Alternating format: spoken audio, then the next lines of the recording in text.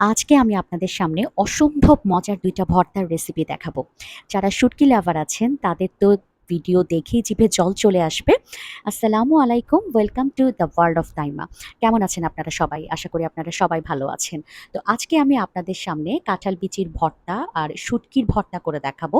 ও হ্যাঁ, কাঁঠাল বিচির ভর্তাটাও কিন্তু শুটকি দিয়েই করা।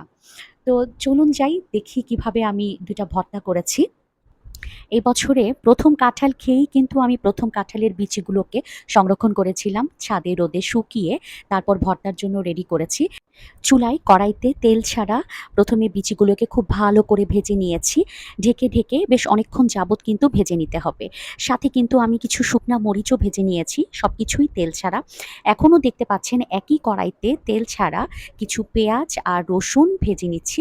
পেঁয়াজ রসুন ভাজা হয়ে গেলে ওই কড়াইতেই সামান্য একটু তেল দিয়ে বাঁশপাতি চাপা শুটকিটাকে আমি ভেজে নিয়েছি। ভালো করে শুটকিটাকে ধুয়ে তারপরে ভেজে নিয়েছি। আপনারা কিন্তু এখানে পুঁটির চাপা শুটকিটাও ইউজ করতে পারেন। আর এই যে কাঁঠাল বিচিগুলোকে আমি সুন্দর করে খোসা ছাড়িয়ে নিয়েছি।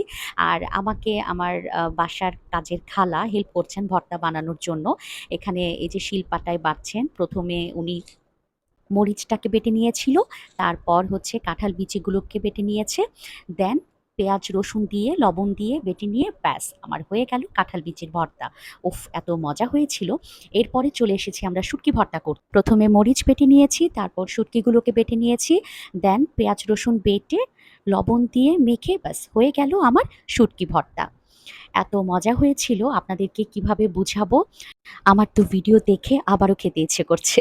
তো যাই হোক আপনারা বাসায় ট্রাই করবেন অবশ্যই। আর আমাকে কমেন্টে জানাবেন কেমন হয়েছে। আর আমাদের জন্য অনেক দোয়া করবেন। আপনারা ভালো থাকবেন। আজকের জন্য আল্লাহ হাফেজ।